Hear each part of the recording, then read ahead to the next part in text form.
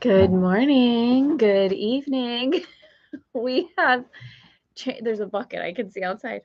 We have changed we've changed angles twice already.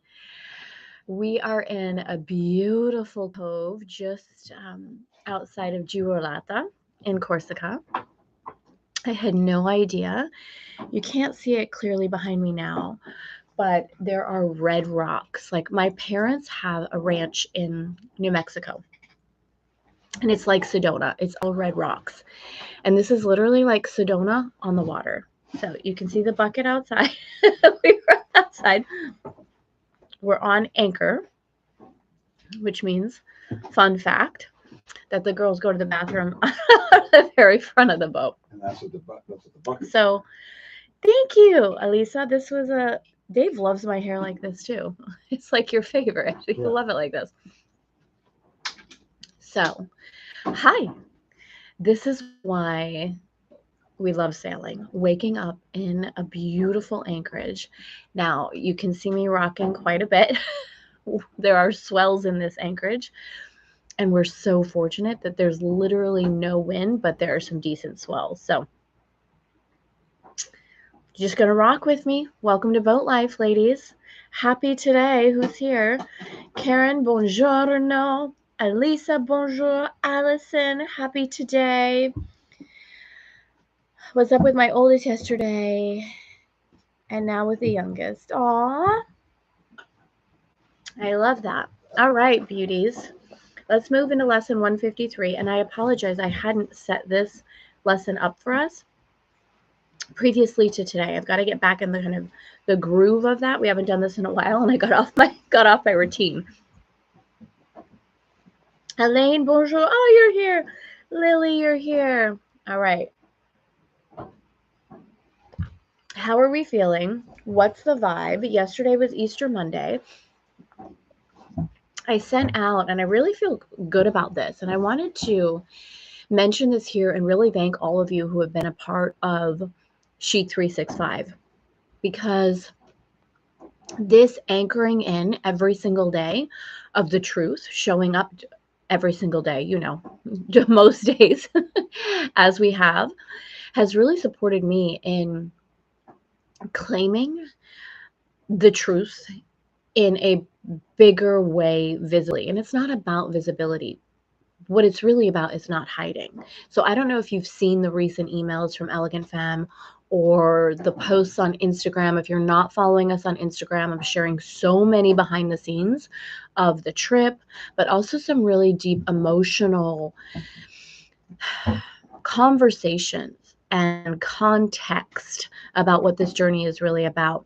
And over the last couple of days, shared about the resurrection and about the tomb and about a different level of consideration other than, and it's not instead of, so just receive this however it feels good to you, other than the kind of biblical context that you can feel from a very logical perspective, or maybe that you were taught in church that this man Jesus died and was risen from the dead. And again, it's not I'm not saying it's not that.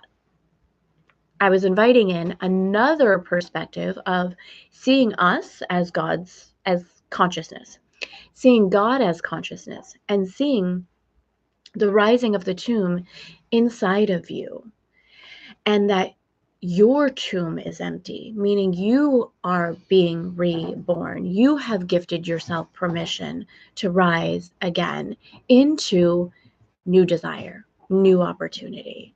So I do want to thank all of you who have been a part of ACIM, who are continuing the conversation with me and really just willing to see things differently. So I want to thank you for that. Are we ready for lesson 153? Who else is here? Did I say hello to everyone? Anyone hanging out in the background? This looks way worse on camera. It doesn't feel, the swells are actually really beautiful. I slept so good last night. Oh, I love this. I love this part of boat life. Ask me when we do another night sail how much I love boat life. Are we ready? Are we ready?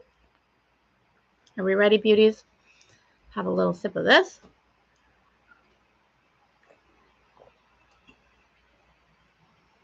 Remember this.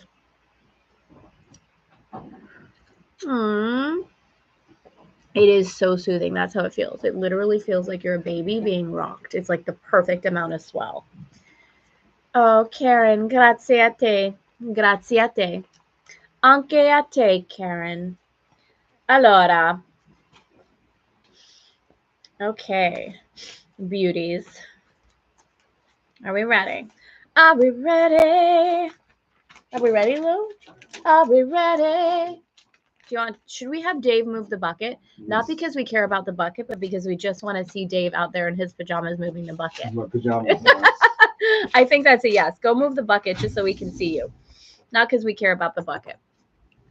Okay, gorgeous ladies. Who had this echoing in their mind yesterday? I love this one so much. The power of decision is my own. The power of decision is my own. We're re-invoking, re-remembering the power that we have to live the way that we want to live, to think the way that we want to think.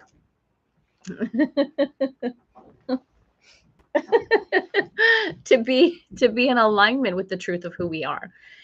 So the power of decision is my own. And today, in my defenselessness, my safety lies.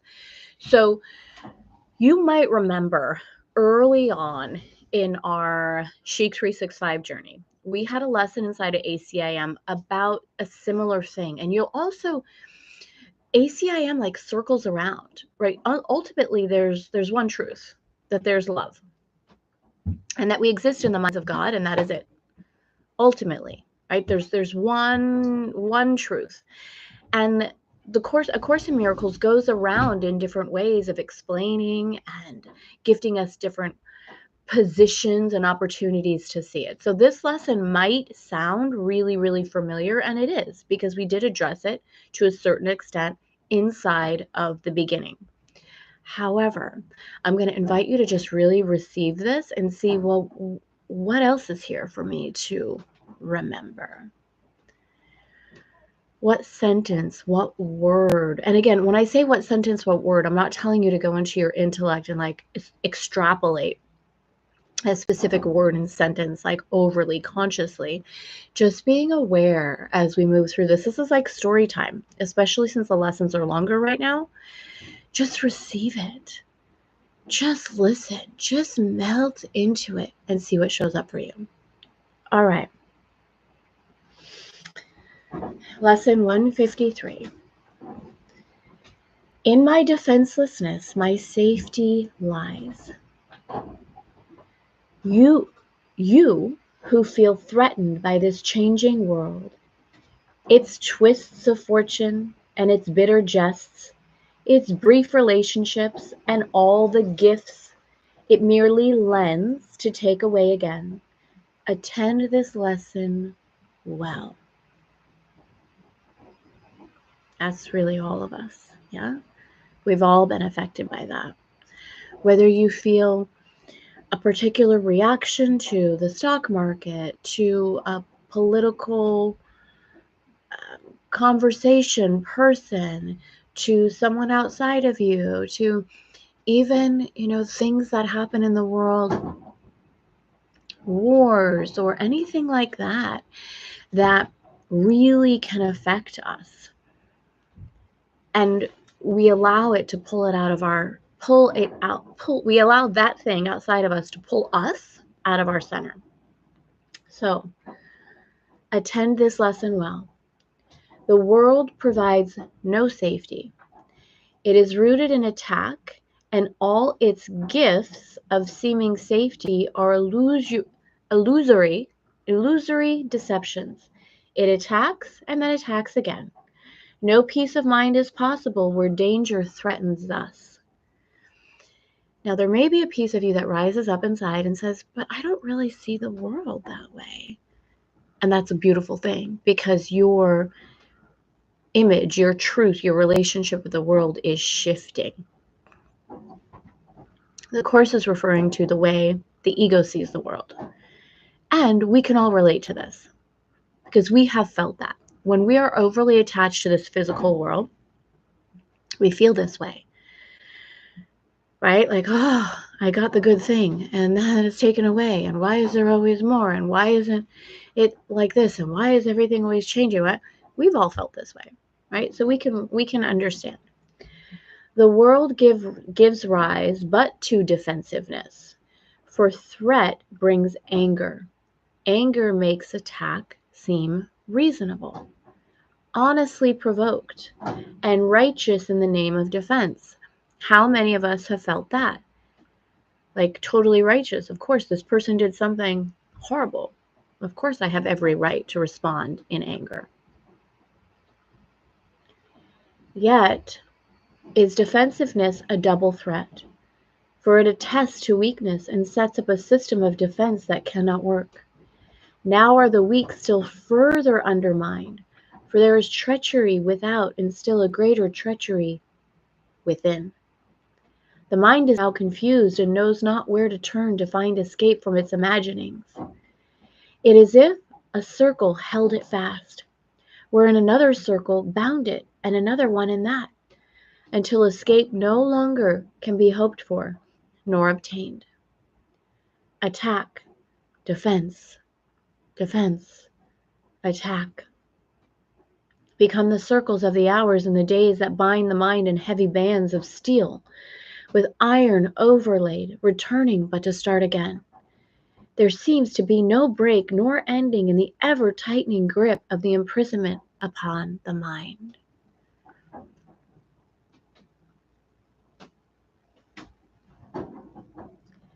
Defenses are the costliest of all the prices which the ego would exact. In them lies madness in a form so grim that hope of sanity seems to be an idle dream, beyond the impossible.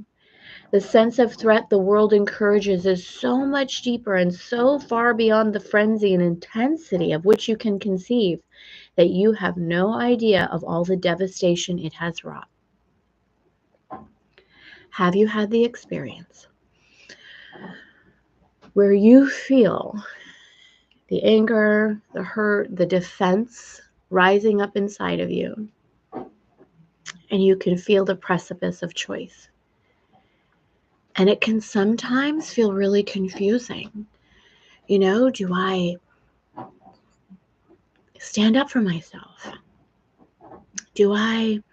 And there's a difference that I've learned and continue to learn around advocating for myself in a really clear, loving way that comes from an awareness of my wholeness versus a defensive attack, which is really coming from fear to try to prove my value, my self-worth.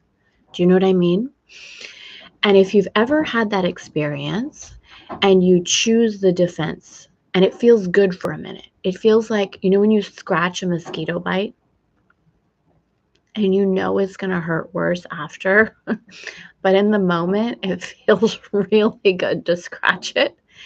In my experience, it kind of feels like that when we act in defense. Like there's a little, and it's the ego, right? That little bit of, oh yeah. And then you feel awful because you're riding on this frequency of mistruth. Do you know what I mean? Can you relate to that? Stephanie, hello. When this happens, the Course says, you are its slave, meaning you are defensiveness's slave. You know not what to do in fear of it. You do not understand how much you have been made to sacrifice who feel its iron grip on your heart. You've had that feeling, right? You do not realize what you have done to sabotage the holy peace of God by your defensiveness. For you behold the Son of God as but a victim to attack by fantasies, by dreams, by illusions, yet helpless in their presence, needful only of defense by still more fantasies and dreams, by which illusions of safety comfort. Defensivelessness, not being defensive, is strength. It testifies to recognition of the Christ in you. When we are at one in the truth that we are God, that we are consciousness, that we are one with the Christ inside, what do we have anything to be defensive about? Doesn't matter what people say. Doesn't matter. Perhaps you will recall the text maintains that choice is always made between Christ's strength, and I'm going to invite you to really feel this. The choice is always made between Christ's strength, and can you see Christ's strength as something in you, as something you are one with, instead of any old dynamic that says Christ's strength as if Christ is something outside of you, as if Christ is a man outside of you that you're trying to get approval from. No. Christ's strength, the Christ in you, the consciousness in you, the God in you, and your own weakness, meaning the ego. So instead of, I have to choose between this Christ outside of me or myself, this is where all the conflict arises. If you read my book, which I think here many of you have, if you remember the scene at the end with Mary and Henry and this beautiful battle of primal, old, archaic conversation of, is it my will or God's will? And we're taught as if God is something outside and I'm this piece of crap and I have to try to get that acceptance. I'm going to invite you to really see it differently. And this is what I meant when I came back, when we came back together last Friday, whatever day it was, I think it was Friday. And I said to you, we're going to go there. We've turned a corner inside of ACIM. And I know Karen and maybe a few others were like, well, haven't we been doing that? Haven't we been talking about the Christ within? Do you feel this now? See if it feels different. And see, it doesn't matter. It doesn't have to feel different. Just see how it feels. Defensiveness can never be attacked because it rises strength so great. Attack is folly. Attack is crazy. Or a silly game a tired child might play when they become too sleepy to remember what they want. Isn't that beautiful? Defensiveness is weakness. It proclaims you have denied the Christ and come into fear. Who can save you now from your delusion of an angry God, whose fearful image you believe you see at work in all the evils of the world? What but illusions could defend you now, when it is but illusions that you fight? We will not play such childish games today, for our true purpose is to save the world, and we would not exchange for foolishness the endless joy our function offers us. We would not let our happiness slip by because a fragment of a senseless dream happened to cross our minds, and we mistook the figures in it for the Son of God, its tiny instant for eternity. I love this as well, because the Course is like, look, it's probably going to happen.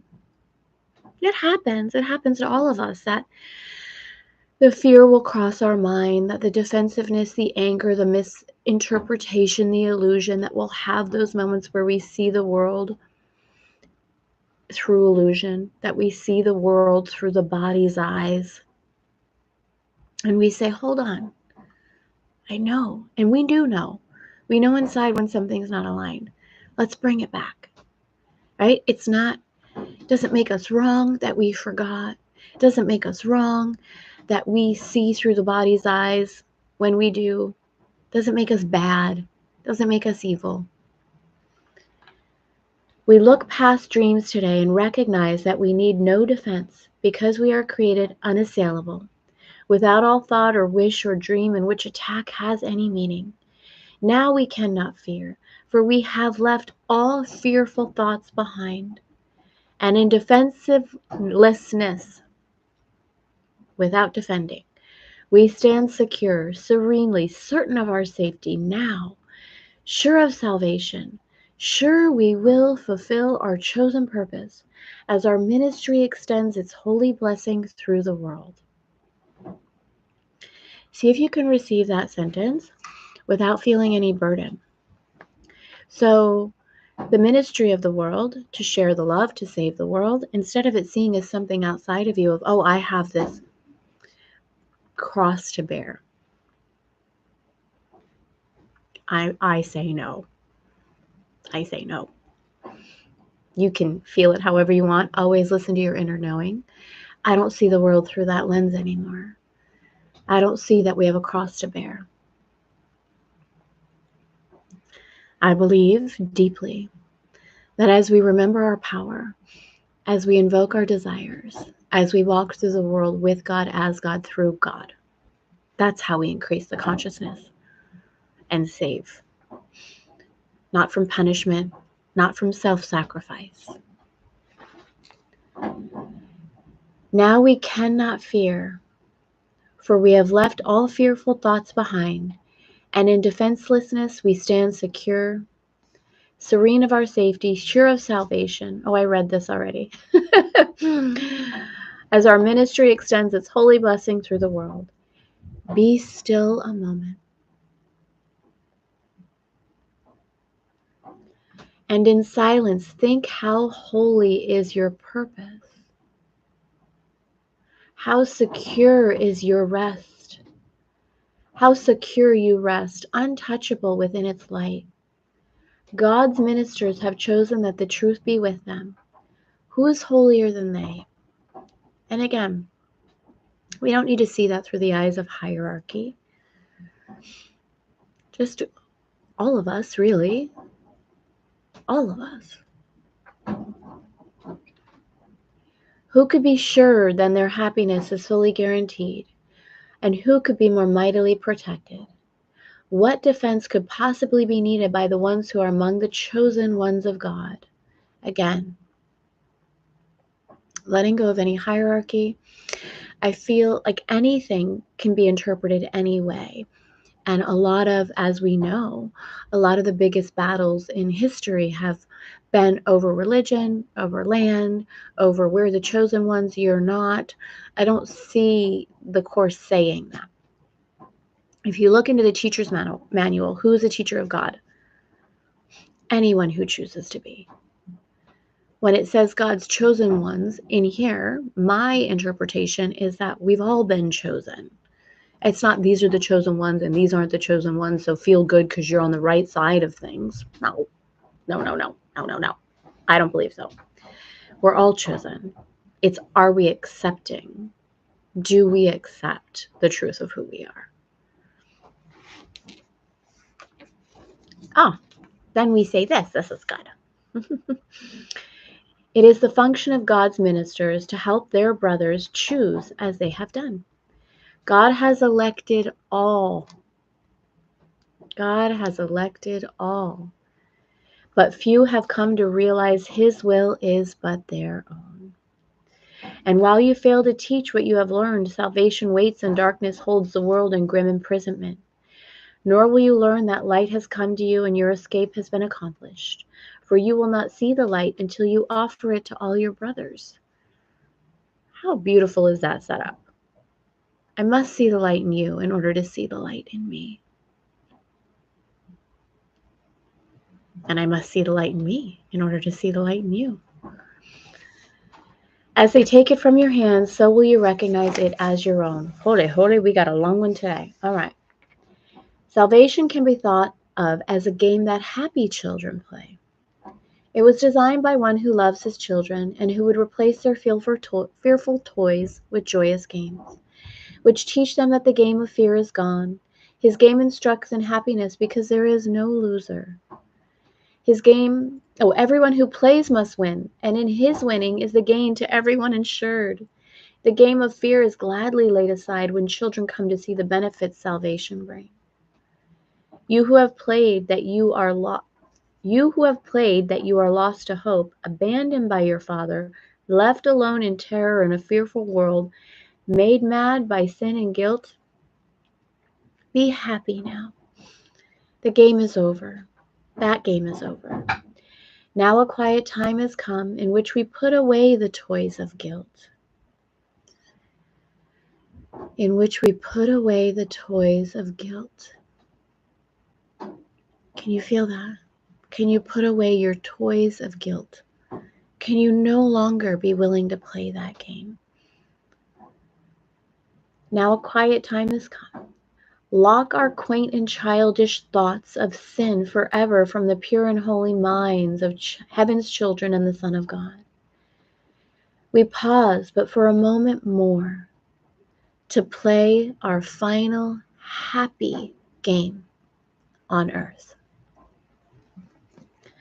And then we go to take our rightful place where truth abides and games are meaningless.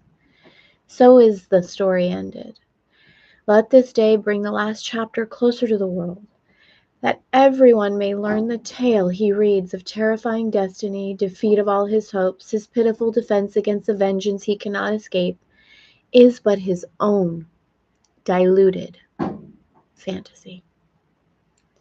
God's ministers have come to waken him from the dark dreams this story has evoked in his confused, bewildered memory of this distorted tale.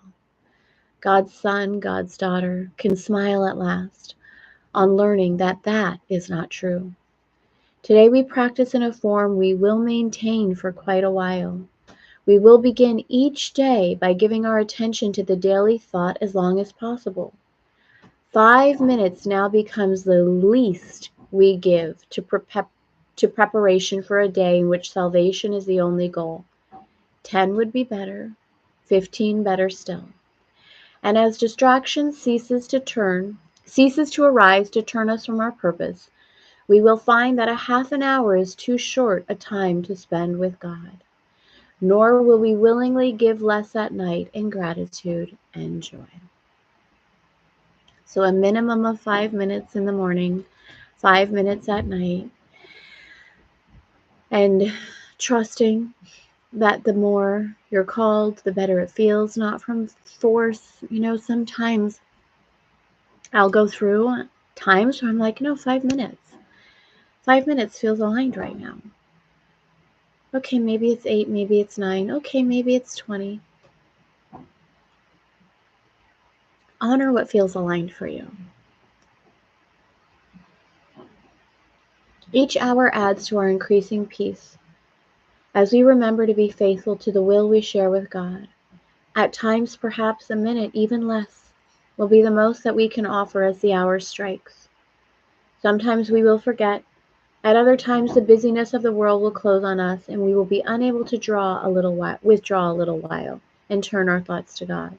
Yet, when we can, we will observe our trust as ministers of God, in holy remembrance of our mission and His love, and we will quietly sit by and wait on Him and listen to His voice, and learn what God would have us do the hour that is yet to come, while thanking God for all the gifts God gave us in the one gone by. In time, with practice, you will never cease to think of God and hear God's loving voice guiding your footsteps into quiet ways where you will walk in true defenselessness. For you will know that heaven goes with you. Nor would you keep your mind away from God a moment, even though your time is spent in offering salvation to the world. Think you God will not make this possible for you who choose to carry out God's plan for the salvation of the world and yours? Today, our theme is defenselessness. We clothe ourselves in it as we prepare to meet the day. We rise up strong in Christ and let our weakness disappear as we remember that God's strength abides in us. We will remind ourselves that God remains beside us throughout the day and never leaves our weakness unsupported by God's strength. We will call upon God's strength each time we feel the threat of our defenses undermine our certainty of purpose. We will pause a moment as God tells us, I am here. Your practicing will now begin to take the earnestness of love to help you keep your mind from wandering from its intent. Be not afraid nor timid. There can be no doubt that you will reach your final goal. The ministers of God can never fail, because the love and strength and peace that shine from them to all their brothers come from Him. These are God's gifts to you. Defenselessness is all you need to give God in return. You lay aside but what was never real to look on Christ and see its sinlessness.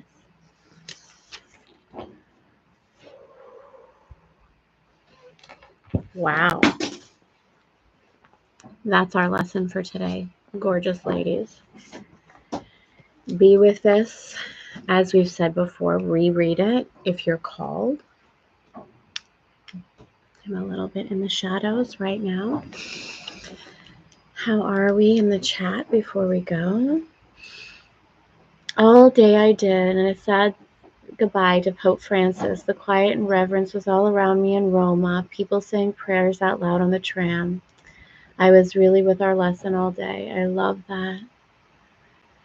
I've been on the precipice, kingdom within. Yes, I've been on the precipice and noticed that over these past 7 months, instead of speaking from that place, I give myself a timeout and only focus on immediate forgiveness. Sometimes it takes time, but then comes joy. That's so beautiful. Karen, I love that. Elisa, first was more of an awareness. This speaks more from a space of embodying. Yes, gorgeous, gorgeous. All right, beauties. I love you. Have a beautiful rest of your day. Dave and I are going to get in the dinghy and go to town with the girls. That should be fun. There's this beautiful little town. And I can't even explain to you what's happening to me on this journey. I'm so excited to show up here every day and share a little bit of what we're experiencing as we move through the world. And if you are called into these deeper spaces of conversation with me, you are invited to join us in some of our bigger programs inside of Tutte Possible. We have some really beautiful, miraculous things taking place at this particular point in time. So if you're called into those deeper spaces, just email info@elegantfemme. And you can join, you can apply. We have an application process to join some of our higher, more intimate containers. And of course, we have other ways to work with Elegant Femme. We have our Feminine Edge program, which is super sexy and really teaches you how to live into your power as a woman and live on the edge of creation with all of the principles that we talk about inside of ACIM. So above and beyond, and Elisa, I know the past couple of days you've mentioned the embodiment, to move away from, not away, beyond the knowledge, beyond the information, and into the true embodiment of really living this way. I didn't create Elegant Femme so I could sit in my little beautiful office somewhere. I created Elegant Femme so I could live through and experience myself in the world in this way, to really live fully, which is another program we have inside of Elegant Femme. So if you're wanting to take things deeper, please just reach out to info@Elegant Femme. The team would be happy to support you in what might be next for you. So with that, buona giornata. Buona giornata. The Pope's final visit abroad was to Corsica. Are you serious? Are you serious? That's surreal. That's surreal. Okay, beauties. I know we've been on for a while. We've got some longer lessons coming up. And let's enjoy them. Every single moment that we're together. Just surrendering into the peace, the beauty, and knowing that this time together really is the most important thing for me. Setting the stage of our day, coming together in these conversations, prioritizing the truth. So thank you for being with me here today. If you're watching the replay, let me know you're watching the replay and say hello. And I love you, and I will see you back here tomorrow. Mwah.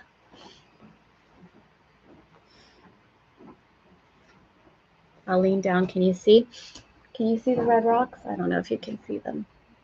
No. Follow me on Insta. I'll show you the red rocks. They're worth it. They're so worth it.